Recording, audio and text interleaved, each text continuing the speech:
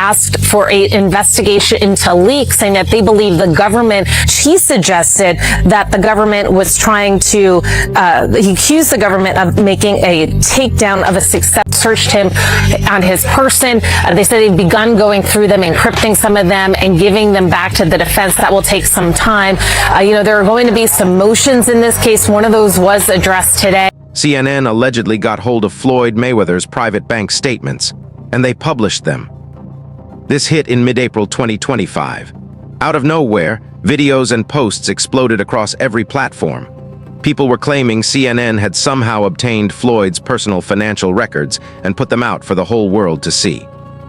Are you shocked yet? Because it gets worse. Floyd didn't stay quiet. He fired back. He called for a full investigation into the leak. Then he went further. He pointed the finger directly at the government, said they were trying to bring him down, called it an attack on a successful black man's legacy. Now here's where it gets interesting. It all started on Reddit. Anonymous users started dropping low-resolution screenshots. Blurry, grainy, hard to read. These images allegedly showed Floyd's account balances, and some of them were sitting at zero. Some were actually negative. Negative in the red, Floyd Mayweather. The posts claimed CNN aired this during a Financial Watch segment. That's what made it go viral so fast. And what did these so-called documents show? Multiple accounts under Floyd's name. Balances going from minus $25,000 all the way down to zero. Big pending debits listed as alimony, tax liens, and legal fees. One page allegedly showed total liabilities crossing $120 million, with zero assets listed on the other side. $120 million in debt, no assets. Let that sink in for a second. The documents also had heavy black bar redactions, account numbers hidden, bank letterheads blurred out. You couldn't see the full picture. But here's the twist. Floyd's supporters actually used those redactions as proof. They argued that CNN blacked out sensitive info before going public, which meant the documents had to be real. So what do you think? Real leak or perfectly crafted fake? Drop it in the comments right now. Once this story got momentum, it spread like wildfire. Influencers jumped on it. Thumbnails went crazy. Millions of views overnight. Even major boxing podcasts started breaking down the documents line by line, debating what the legal fallout could look like for Floyd. And then Stephen A. Smith entered the chat.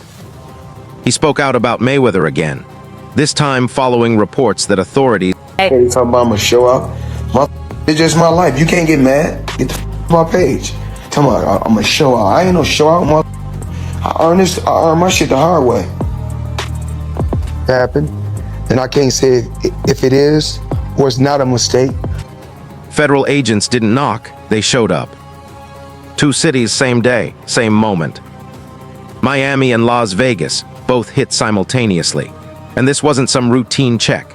This was a full federal operation targeting Mayweather Promotions, Floyd's own boxing empire, over serious allegations of tax evasion and major financial wrongdoing.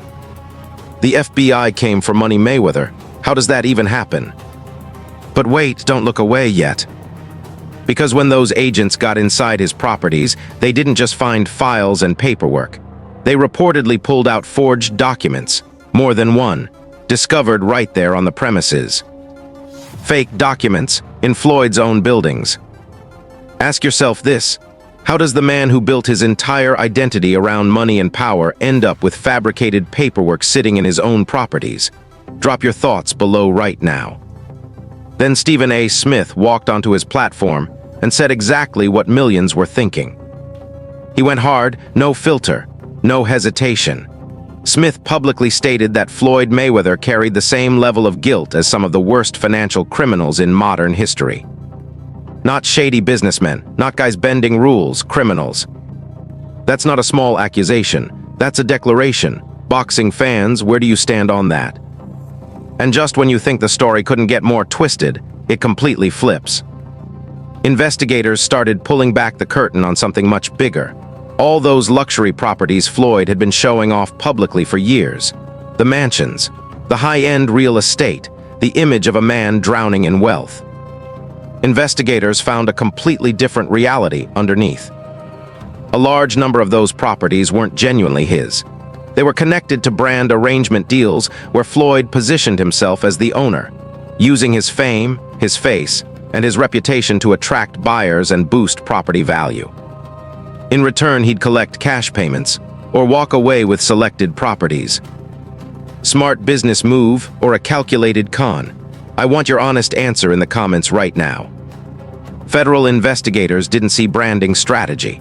They saw public deception. A deliberate scheme built to make Floyd appear wealthier and more credible than the actual financial records ever supported. Smith returned to the story with even deeper alarm once those findings went public. Because the investigation had moved into completely new territory. Crypto scams started appearing in the evidence. Multiple fraudulent cryptocurrency projects, all allegedly connected to Mayweather. Coins he personally promoted using his massive platform and his global name. Projects that launched loud and collapsed hard. Real investors. Real losses, serious money gone. And Floyd's response? Total silence, he just vanished. Smith described the entire situation as genuinely alarming. And from where boxing fans are sitting, it's nearly impossible to push back on that assessment. This is the same man who branded himself. And I'm not talking about legit, bona fide boxing, pure boxing chaos. I'm talking about the kind of stuff that's just embarrassing. Stephen A. Smith came out swinging, and this time he didn't stop. Smith made one thing crystal clear. Floyd Mayweather has spent years carefully constructing an image, a brand, a persona built on wealth, ownership, and power. But according to Smith, a massive chunk of that image is smoke. He argued that Floyd has repeatedly positioned himself as the owner of companies and brands when the reality tells a completely different story. In most of these situations, he was simply a paid promoter, a face for hire. Smith even went there with the private jets. Those famous planes Floyd plasters across his social media every single week. Smith jokingly suggested those could easily be part of sponsorship deals too. Think about that for a second. The jets, the mansions, the brands. What if none of it is actually his? Smith then delivered the line that stopped everyone cold. He said the only thing about Floyd Mayweather that can be verified without any doubt is his boxing record. Everything else, his actual wealth, his real ownership, remains completely unconfirmed. But then the raid footage surfaced, and the story shifted direction entirely. What investigators found inside his home pointed less toward real estate problems, and far more toward a deep cryptocurrency rabbit hole. Smith claimed he had personally uncovered several of Floyd's lesser-known crypto activities. Activities that most people had never even heard about. And Smith made a bold claim. He suggested that crypto is where the real damage is buried. Hidden from public view. Low visibility, high profit, high destruction. Are you starting to see the full picture here? Because this goes way deeper than property deals. Smith alleged that Floyd worked alongside crypto partners and walked away with serious profits, while countless fans and investors were left holding absolutely nothing. He expressed genuine hope that authorities would dig further and investigate every single layer of these allegations properly. Then came the name that the crypto world knows extremely well, Zach XBT, a respected blockchain investigator with a track record of exposing fraudulent token projects and crypto scams. Zach XBT has publicly accused Floyd Mayweather of direct connections to multiple token collapses. According to Smith, Floyd's history with shady crypto promotions already includes legal disputes and financial settlements. At one point, Zach XBT went directly onto X and called Floyd out publicly, accusing him of pushing yet another suspicious token onto unsuspecting buyers. So I'm asking you directly, how many times does the same pattern have to repeat before something actually changes? Tell me in the comments. The wider crypto community erupted. Users across platforms started questioning whether the reported net worths of major celebrities are nothing more than carefully manufactured illusions. One observer publicly asked the question everyone was thinking. Why would someone with genuine massive wealth keep returning to these kinds of schemes? Some fans expressed deep frustration. They questioned openly whether Floyd Mayweather would ever truly face real consequences, whether accountability would ever actually arrive, or whether the cycle would just keep repeating itself. Because this isn't Zach XBT's first time pointing the finger at Floyd. Not even close. He had previously connected Mayweather to numerous crypto projects that launched with enormous hype, and then collapsed completely, leaving investors with worthless tokens and empty wallets. Then Floyd launched something new, a token called Floyd. He pushed it aggressively across every social platform he controlled, built the hype, pulled in the buyers, then deleted every single post after investors had already committed their money. Let that sink in. What kind of person does that? Reports then began surfacing that documented Floyd's full trail through the crypto world. Ventures including Mayweather's, Ethereum Max, Bored Bunny, Real Floyd NFT, and Moonshot all appeared on the list. Across these projects, Floyd allegedly collected tens of millions of dollars in total earnings. Then Smith brought up the legal record. Back in 2022, Smith reported that the U.S. Securities and Exchange Commission had formally charged Floyd Mayweather for deliberately failing to disclose payments he received for promoting cryptocurrency projects to his audience. The details were specific. Floyd reportedly received $100,000 from Centrate Tech alone, and responded by going onto social media and urging his followers to invest immediately before the token sold out. He never told them he was being paid to say it. That's not a business mistake. That's a decision, a conscious one. Do you agree? Yes or no? Drop it below right now. Smith further revealed that Floyd had already been hit with a fine exceeding $1.6 million, specifically for failing to disclose paid cryptocurrency promotions. Details that reportedly emerged directly from the search of his Las Vegas residence. The list of harmed investors kept growing. Centrate, Ethereum Max, Bored Bunny NFTs, Floyd's World, the Floyd token. Every single one of these ventures was later identified as a rug pull. Projects where liquidity was quietly pulled out, developers disappeared, and tokens became completely worthless overnight. Real people, real losses, real financial devastation. Smith was direct and deliberate in his final point. Floyd Mayweather was not operating alone in this space. He was one of several high-profile celebrities whose names have been connected to schemes that caused serious financial harm to ordinary people who simply trusted the face promoting the product. State is Floyd Money Mayweather. Everybody doesn't deserve to be in your space. I know you like to make money. You're never going to stop making money. Very, very few people on the planet know how to make money like you know how to make money. But some of this stuff has got to stop. Not a single report has actually confirmed that Floyd Mayweather owns any of those properties. Not one. The more likely reality, he was brought in as a brand ambassador, paid to play the role of owner, paid to stand in front of cameras, post on social media, and make luxury developments look more desirable to potential buyers and renters, while the actual developers prepared to cash out behind the scenes. So the question is simple: did Floyd know exactly what he was doing? Or was he just collecting a check? Tell me what you think right now. But Floyd didn't go quiet. That's not his style, and it never has been. He jumped straight onto social media and fired back, defended his entire empire, called it rock solid, then turned his attention to the IRS and basically said they just want a piece of what he's built. He even went as far as posting what appeared to be a tax receipt publicly, a move many interpreted as his way of shutting down the speculation surrounding his finances. And look, the nickname says everything: Money Mayweather. That name didn't come from nowhere. It reflects everything Floyd built inside that ring and everything he constructed outside of it. Massive fight purses, business ventures, a brand that became bigger than boxing itself. He has publicly stated that he paid 8 figures in taxes within a single year. 8 figures. That's not a small number by any stretch of imagination. Widely considered one of the wealthiest athletes the sport has ever produced, Floyd generated generational money through boxing dominance and smart brand building. And even though his professional career is officially finished, he never truly stepped away. Exhibition fights keep coming, business interests keep running, his name keeps generating. But here's where it gets interesting again.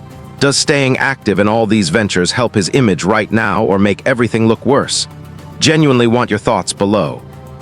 Then in December, another story dropped from a completely different direction. Reports emerged suggesting that Floyd and Manny Pacquiao were in discussions about a future exhibition fight, possibly set in Japan. The two legends, the rivalry that defined an entire era of boxing, potentially heading back toward each other one more time. Floyd and Pacquiao, round 2, the rematch the sport never stopped debating. Would you watch that fight? Answer honestly, drop it in the comments right now. And through all of this, Floyd kept posting, kept performing, kept being exactly who he has always been on social media. He went ahead and shared a photo of his actual tax payment alongside a caption that was pure Mayweather energy. He stated publicly that he sent $18 million to the IRS, and then turned around and spent over $1 million on Super Bowl-related expenses shortly after. He framed it simply. That was what he owed while sitting in retirement, and suggested the number would have been significantly larger during his active fighting years. No apology, no explanation, just numbers posted for the world to see. $18 million in taxes while retired. Love him or hate him, that's a statement. And this wasn't even the first time Floyd has stood in front of accusations and refused to flinch. Back in 2017, when questions about fake documents first started circling, Floyd walked straight up to reporters and addressed it head-on. Said his taxes were already handled. Said he wasn't losing any sleep over it. And then dropped the kind of line only Floyd Mayweather would deliver. He referenced the check from the Pacquiao fight, $100 million, and casually told reporters he had never even bothered to cash it. Never cashed a $100 million check. Whether that's truth or theater, only Floyd lives like that. So here's where everything stands right now. Federal investigations on one side, social media flexing on the other, property questions. Should be one wear Jordans. I don't knock that. We all got to start from somewhere.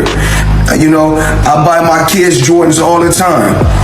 You know what I'm saying? And at one particular time, I was wearing True Religion jeans, and I still am not True Religion jeans. You know why? Because that's a multi-billion-dollar company. You have to start from somewhere. So, you know, I'm not here to knock nobody. You know, we all live our life the way we want to live our life. Now, see, my life's 80 before he fell on his face. To report to you that I'm incredibly disappointed in one. Floyd Mayweather's rise from pretty boy to Money Mayweather wasn't just a boxing transformation. It was a calculated shift into global entertainment power. But behind the fame and fortune, serious financial questions and tax battles have followed him for years, raising one big question. Is the empire as solid as it looks? Floyd Mayweather's tax lawyer did not respond quickly to requests for comment today. It is still unclear whether the IRS tried to hold back any part of Mayweather's purse from his fight against Conor McGregor, as the agency never comments on individual cases. Nevada boxing officials also failed to respond to comment requests officially issued. According to Stephen A. Smith, Mayweather filed a petition with the U.S. court on April 13th, asking his case be heard in Las Vegas there soon. The petition followed a failed attempt between the taxpayer and an Internal Revenue Service officer to reach agreement on settling the alleged tax debt issue.